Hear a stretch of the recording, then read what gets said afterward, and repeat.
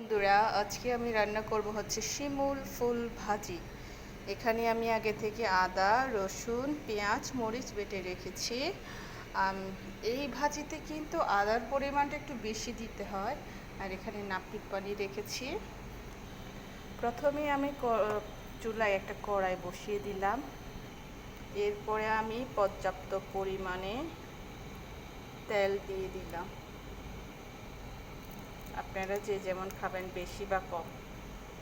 তেল আমার গরম হয়ে আসছে। এর মধ্যে আমি আগে থেকে বেটে রাখা মরিচগুলো, পেঁয়াজ, মরিচ, আদাগুলো দিয়ে দিলাম। দিয়ে একটু নেড়ে চেড়ে নিচ্ছি। এর মধ্যে দিচ্ছি পরিমাণ মতো লবণ, পরিমাণ মতন হলুদ।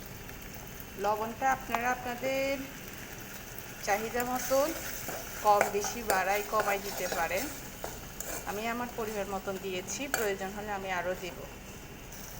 একটু মরিচের হামার দিস্তারটা ধুয়ে পানি দিলাম অল্প একটু। এতে কষাতে থাকবো কিছুক্ষণ।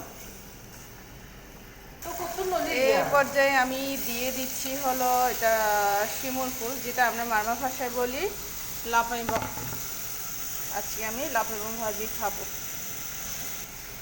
নেড়ে চেড়ে নিচ্ছি আমি শিমুল ফুলগুলোকে ভালো করে নেড়ে চেড়ে, মানে যাতে এই শিমুল ফুলের গায়ে মরিচগুলো ভালো করে লেগে যায়, তার জন্য ভালো করে নেড়ে চেড়ে নিচ্ছি। এই শিমুল ফুল হচ্ছে যে আমাদের বর্ষাকালের বিপদের তরকারি আর কি। বর্ষাকালে যদি বাজারে যাওয়া না হয়, তাহলে এই শিমুল ফুলগুলো ভাজি করে খাওয়া হয়। ঢাকা দিয়ে দিচ্ছি কিছুক্ষণের জন্য। আমার শিমুল ফুলটা তেল ছেড়ে দিয়েছে। এই পর্যায়ে আমি নাপিত পানি ঢেলে দিয়ে দিলাম। নেড়ে চেড়ে দিচ্ছি। আজকে আমি লাল মরিচ দিয়ে রান্না করতাম, কিন্তু লাল মরিচ বাটার সময় নাই। আলসিমি করে বাটি নেই, কাঁচা মরিচ দিয়ে শর্টকাট বেটে ভাজি করছি। আমার কাছে লাল মরিচটাই ভালো লাগে। আলসিমি না, ফেসবুক মামার জন্য সময়টা রাখলাম আর কি, তাই শর্টকাট করে কাঁচামরিচ দিয়ে রান্না করলাম।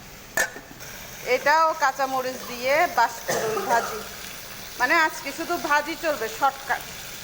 কি বলতাম, মামার জন্য তো সময় রাখতে হবে না, তার জন্য নিজে হচ্ছে যে শুধু শুকনো জাতীয় খাবার খাই আর মামার জন্য বাকি সময়গুলো রাখি।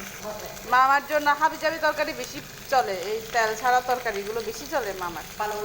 ভালোগুলো চলে না, সুন্দর সুন্দর সাইজা গুজে দিলে চলে না। এগুলোই বেশি পছন্দ রাখবে মামা। এর জন্য মামার জন্য বানাচ্ছি আর কি। শীতল দিয়ে পাচুরি মালা কাঁচা মরিচ দিয়ে, লাল মরিচ বাটি নিয়ে আজকে দোনোটা তরকারি কাঁচা মরিচে, কোনো লাল মরিচ নাই।